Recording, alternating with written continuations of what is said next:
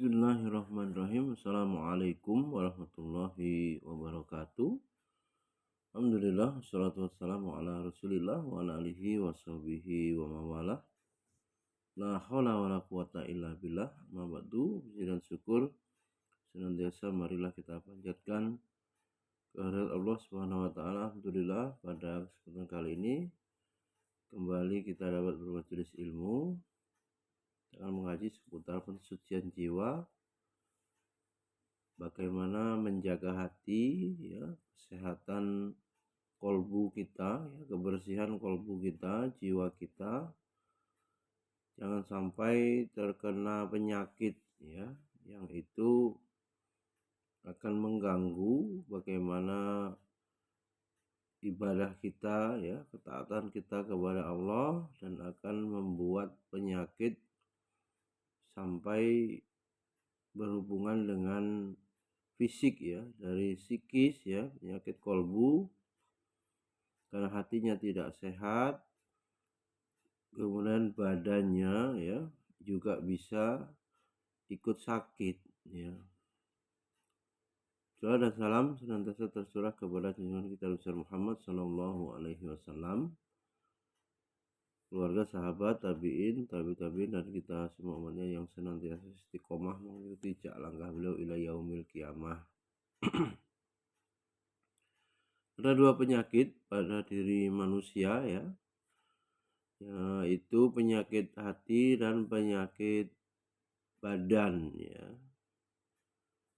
Maka kita memohon afiah, ya, kesehatan, ya, meminta kepada Allah diberikan kesehatan itu jasmani dan rohani, ya, dua-duanya sekaligus, ya, kita harus memintanya. Adapun penyakit hati itu penyakit yang maknawi, ya, yang tidak terlihat langsung, ya, berbeda dengan penyakit jasmani atau badan itu langsung tampak. Jadi ada yang terlihat sehat, ya, orangnya sehat, ya, badannya kuat, ya, berotot umpamanya, segar, namun itu mengalami hati yang sakit, ya, atau hatinya sakit. Bisa saja seperti itu, ya. Atau kebalikannya, ya, orang itu fisiknya yang lemah, sakit, ya, badannya ada penyakit nampak terlihat, tetapi kebalikannya ini hatinya sehat, ya, rohaninya kuat, ya. Nah, agar bisa memperoleh, ya, kesehatan, ya, jasmani, kesehatan rohani, ini diawali dengan ilmu, ya, kita mengetahui bagaimana cara menjaganya. Tentu menjaga jasmani mudah, lebih mudah karena terlihat dan mayoritas manusia bahkan secara pendidikan pun dipersiapkan secara khusus, ya, program-program studi atau jurusan atau sekolah itu langsung yang mengkaji kesehatan jasmani, ya, ini fakultas kedokteran, ya, pendidikan jasmani kesehatan, ya, semua pasti itu untuk bisa menjaga jasmaninya, menjaga badannya. Tetapi fakultas kolbu, namanya jiwa, ini sulit, ya, secara khusus, ya, yang bagaimana isi kurikulum, ya, atau tujuan dari program studi itu menyehatkan ruhani, ya, menyehatkan hatinya, ya, kolbunya bagaimana biar sehat. Nah, karena itu penting kita memahami bagaimana kondisi hati, ya, tentu supaya jangan sampai terkena penyakit hati. Dari penyakit hati ini bisa kepada penyakit jasmani, ya, penyakit apa? Fisik, ya, penyakit medis. Hadirin Allah, dalam kitab yang mengkaji tentang pensucian jiwa, ya, ada 3 macam hati manusia yang perlu kita ketahui, ya, dan pada akhirnya kita berharap hati kita, ya, selamat, ya, hati kita bersih, ya, tidak terkena penyakit. Pembagian hatinya ada 3. Yang pertama ada hati yang sehat, selamat dari penyakit. Kemudian ada hati yang sakit, ya. Ini seperti gambaran manusia, ya, hidup tapi ada penyakit, terkena penyakit. Dan hati yang mati, ya, qalbun salim, qalbun marid, dan qalbun mayyit. Maka ketiga jenis hati ini, ya, harus kita pahami, ya. Allah Subhanahu wa taala menjelaskan, wa ma arsalna min qablika mir rasulin wala nabiyyin illa idza tamanni alqa syaitanu fi umniyatihi fayansahullahu ma yulki syaiton summa yuhkimullahu ayatihi wallahu alimun hakim.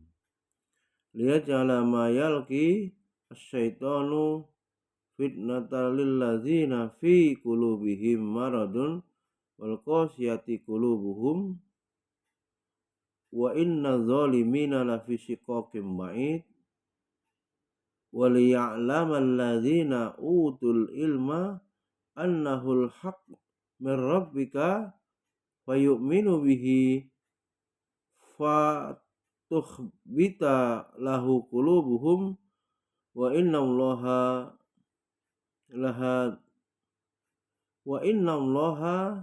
lahadil ladzina amanu ila siratim mustaqim.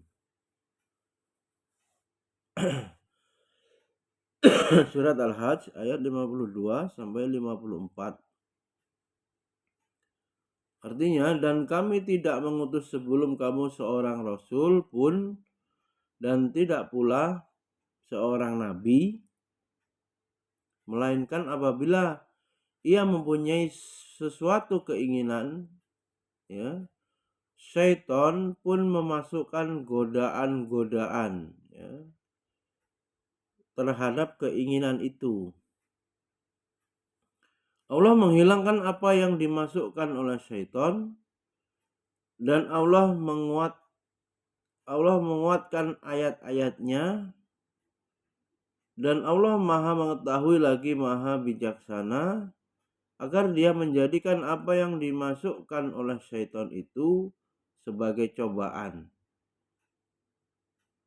bagi orang-orang yang di dalam hatinya ada penyakit dan yang mati hatinya. Dan sesungguhnya orang-orang yang zalim itu benar-benar dalam permusuhan yang sangat, yang nyata. Dan agar orang-orang yang telah berilmu, diberi ilmu, yang mempunyai hati yang sehat, meyakini bahwasanya Al-Quran itulah yang hak dari Rabbmu, lalu mereka beriman dan tunduk hati mereka kepadanya, dan sesungguhnya Allah adalah pemberi petunjuk bagi orang-orang yang beriman kepada jalan yang lurus. Dalam ayat ini disebutkan Allah Subhanahu wa taala membagi, ya, hati manusia menjadi 3 macam, yaitu 2 hati yang terkena fitnah dan 1 hati yang selamat. Hati yang terkena fitnah adalah hati yang sakit dan yang mati, sedangkan hati yang selamat adalah hati orang beriman yang selalu tunduk dan patuh kepada Rabb-nya serta selalu merasakan ketenangan. Ya, lalu bagaimana keadaan hati yang sehat? Ya, hati yang sehat tentu nanti berdampak positif, ya, mentalnya juga sehat, ya, psikisnya tidak ada penyakit, ya, penyakit kejiwaan. Hati yang sehat itulah yang akan selamat, kolbun salim, ya. Selamat pada kegentingan, ya, terutama di hari kiamat kelak. Allah berfirman dalam surat Asy-Syu'ara ayat 88 sampai 89. A'udzubillahi minasyaitonirrajim. Yauma la yanfa'u malun wala banun illa man atallaha biqalbin salim. Yaitu di mana hari itu harta dan anak-anak laki-laki tidak berguna kecuali orang-orang yang menghadap Allah, datang kepada Allah dengan membawa hati yang salim, hati yang selamat, hati yang bersih. Maka hati yang selamat adalah hati yang terbebas dari belenggu syahwat, selamat dari pengaruh, ya, negatif syahwat yang menyelisih perintah Allah, ya,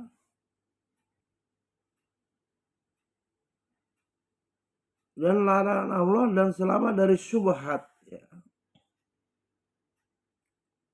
Syahwat yang selamat dari syahwat yang menyelisih perintah Allah, maksudnya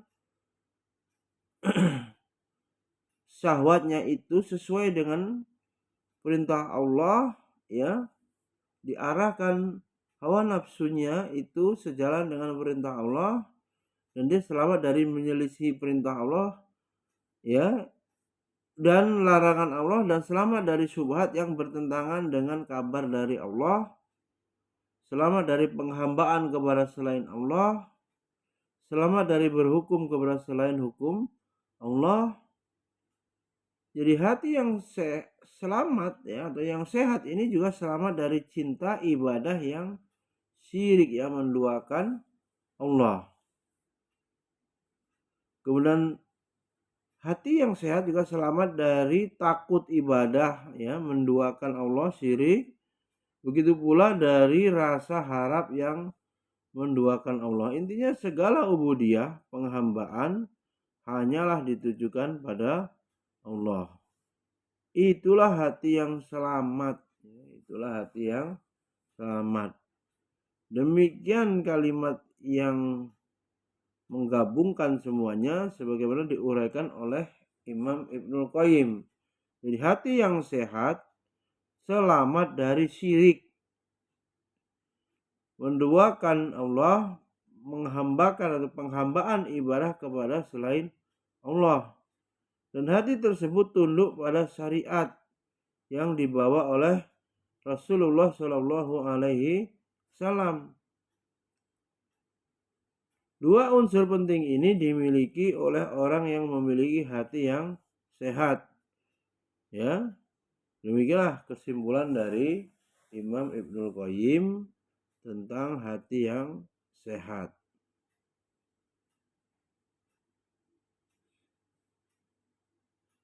Mengapa demikian?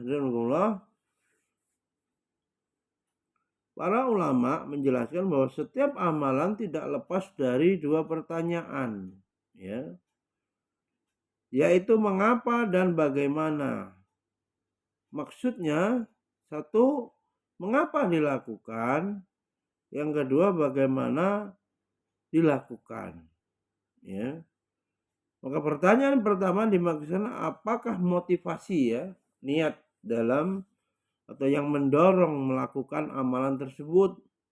Apakah dilakukan untuk meraih keuntungan dunia, di antaranya suka dengan pujian manusia, ya, pandangan hormat dihormati di depan manusia, kemudian takut dicela, atau seluruh keuntungan dunia, ya, atau sebaliknya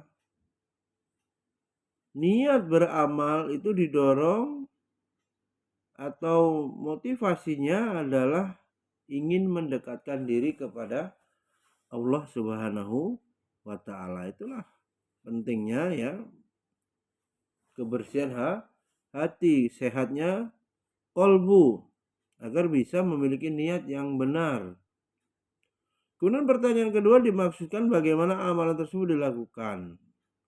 Ya, tentu mengikuti petunjuk atau sunnah dari Nabi, sunnah dari Rasulullah Muhammad Sallallahu Alaihi Wasallam.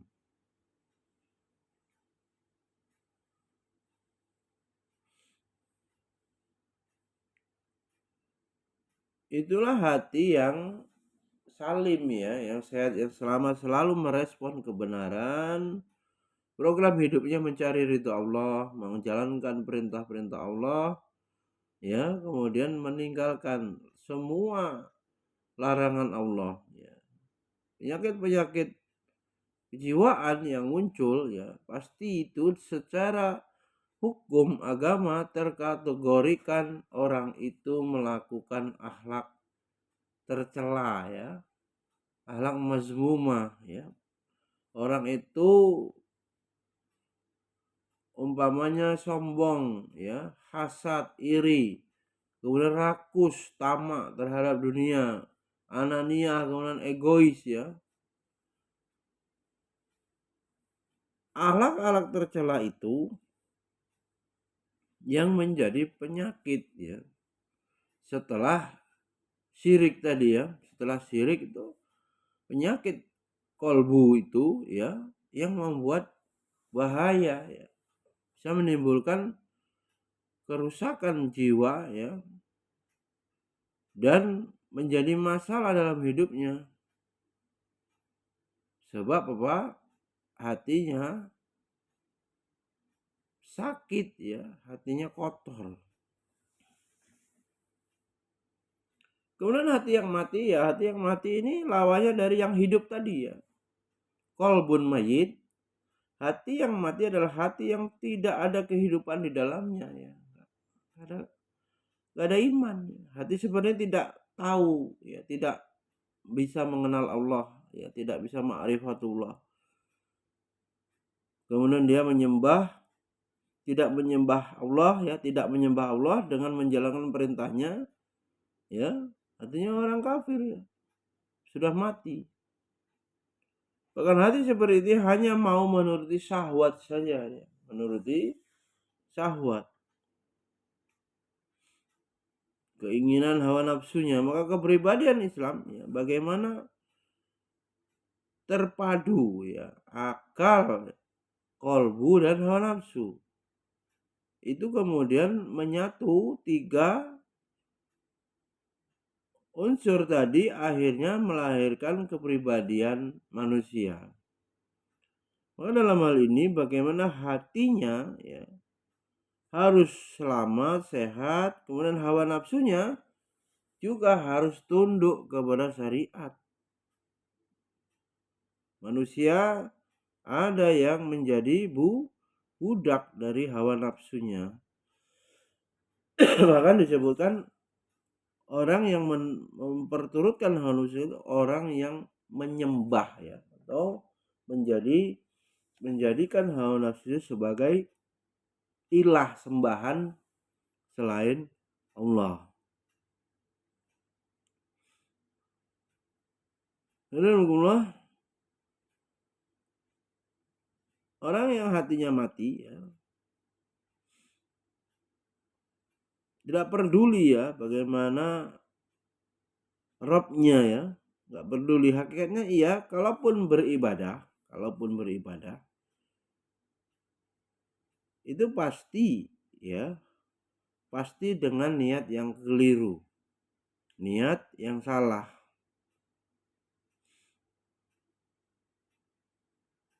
Kalau dia mencinta, maka ia mencinta karena hawa nafsunya, bukan karena Allah. Kalau dia membenci ya perkara tertentu, membencinya juga karena hawa nafsunya, bukan karena Allah. Sama halnya ketika ia memberi atau menolak, ia pun dengan hawa nafsunya. Hawa nafsunya lebih ia cintai daripada ridho Allah. Ini poinnya. Jadi budak hawa nafsu. Wa ra'aita man ittakhadha ilahahu hawahu. Apakah kamu tidak melihat ada orang yang telah menjadikan hawa nafsunya sebagai ilah sembahan selain Allah? Jadi imamnya, petunjuk yang pemimpinnya itu yang diikuti itu ya hawa nafsu, syahwat dan kejahilan, kebodohan. Ini memperturutkan hawa nafsu, syahwat dan bodoh ya, kebodohan. Ini jadi kendaraan, jadi panutannya. Maka hati yang mati ini adalah hati yang tidak mau menerima kebenaran dan juga tidak mau tunduk patuh ya kepada Allah, lawan daripada hati yang sehat. Demikian intisari ya dari kitab Ighosatul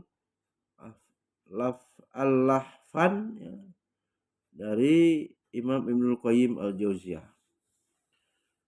Maka kalau kita perhatikan, orang-orang yang punya penyakit dalam hati lebih berbahaya dari penyakit badan. Atau penyakit-penyakit hati itu bisa menjadi penyebab adanya penyakit badan atau penyakit medis.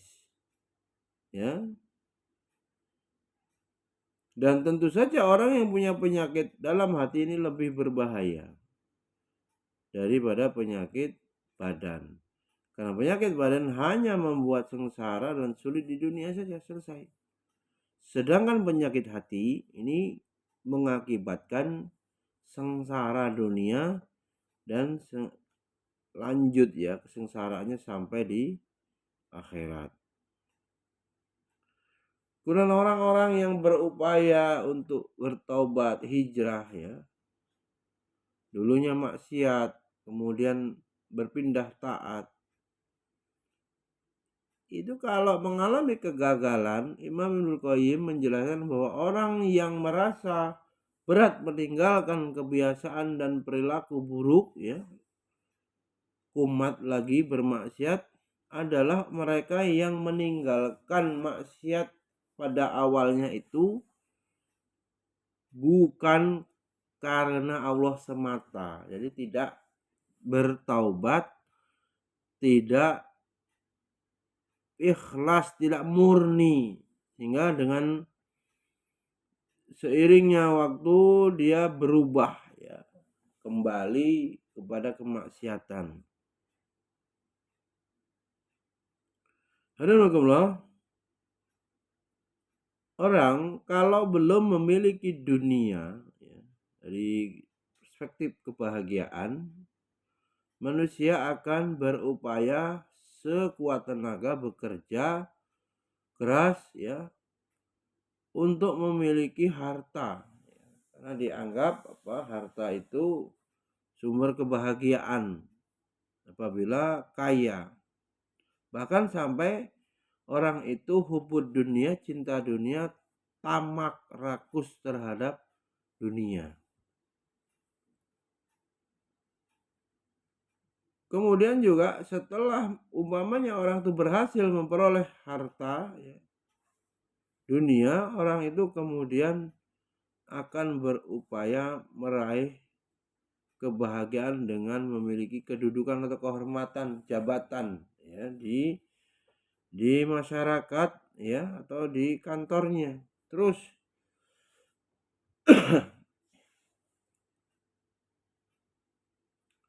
kemudian ada yang menyimpang juga, setelah memiliki harta, memiliki kedudukan, dia akan memperturutkan syahwat lawan jenis ya, syahwat kemaluan. Ini yang sering akhirnya membuat orang yang sukses tadi tergelincir ya, jatuh pada jurang kemaksiatan.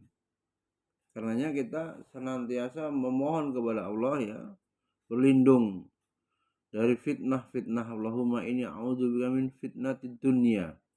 Fitnah dunia yang isinya sering disampaikan untuk harta, tahta, dan wanita. Itu kalau laki-laki, berarti kalau perempuan ya pria berarti fitnahnya ya. Ini harus ya betul-betul diwaspadai ya. Kita jaga hati kita jangan sampai menjadi budak dunia, memperturutkan syahwat dan lalai dari perintah-perintah Allah, tidak berupaya mencari ridho Allah ya. Jadi orang yang tamak juga ini ya, tamak ini diantaranya bisa menjadikan penyakit yang istilahnya apa itu ya, rakus, tidak ada ujungnya ya, angan-angannya panjang ya, terus mengejar, tidak ada qanaah sama sekali, tidak ada merasa puas, tidak merasa cukup dari pemberian Allah ya, dari anugerah yang Allah berikan, terus dia merasa kurang. Nah, orang yang seperti ini ya, memiliki penyakit kolbu seperti ini, akhirnya tidak pernah menemukan mutmainah atau ketentraman, ketenangan. Nah, dia terus merasa kurang. Kemudian orang yang tidak mau berhenti dari jabatannya ya, dia ingin terus punya jabatan ya, punya kedudukan terhormat dengan segala cara ya, bisa ia tempuh agar memiliki kedudukan tinggi ya, memiliki jabatan. Terus ternyata orang seperti itu tidak ada puasnya, setiap memperoleh pencapaian ya, itu ternyata hanya sesaat saja, dia mungkin berpuas diri saat itu, tidak lama, lalu kemudian gelisah lagi, panjang angan-angan lagi, berambisi yang negatif lagi. Tidak ada rasa puas. Semakin banyak diminum, seperti perumpamaan di lautan ya, garam di lautan ya, semakin haus, semakin sibuk mengejar dunia, semakin dia jauh dari Allah, jauh dari ketenangan.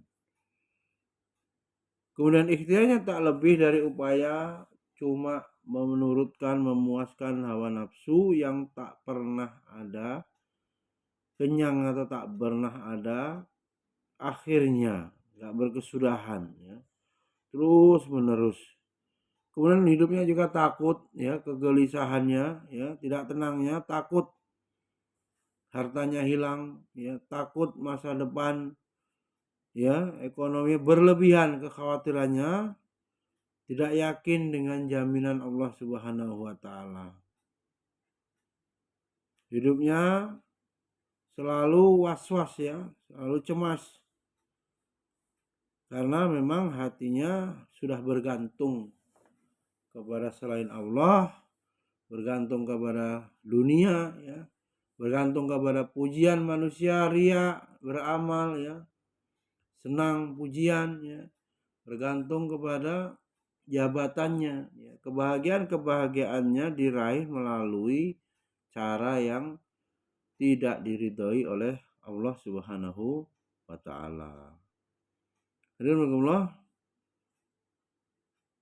Dari penyakit-penyakit hati tadi ya, kebanyakan dari kita itu kalau tidak betul-betul sungguh-sungguh mendekatkan diri kepada Allah, itu sulit ya selamat dari penyakit hati ya.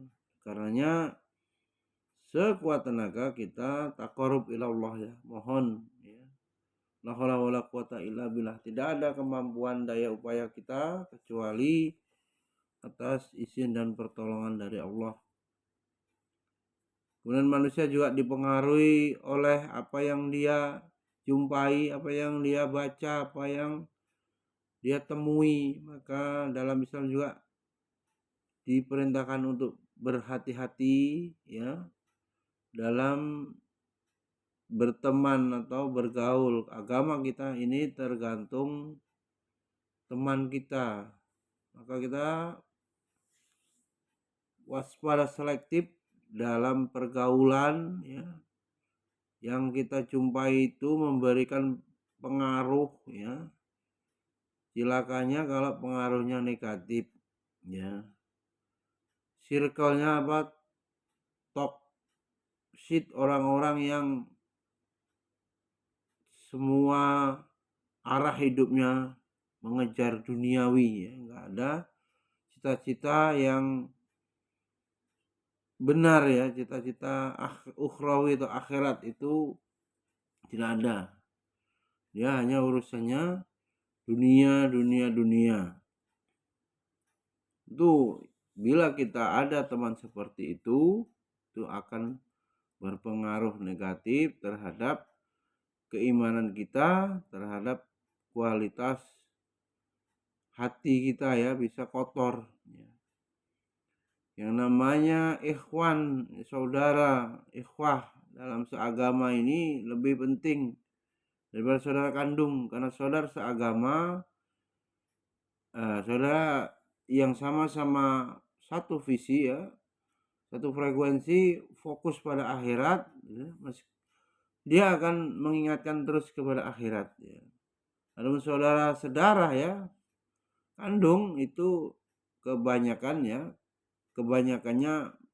dia mengingatkan urusan dunia ya. Maka hati-hati kalau sampai ada di antara kita yang memiliki anggota keluarga yang ternyata ketika berjumpa itu ditanya sudah punya harta sebanyak apa, pencapaian sebanyak apa.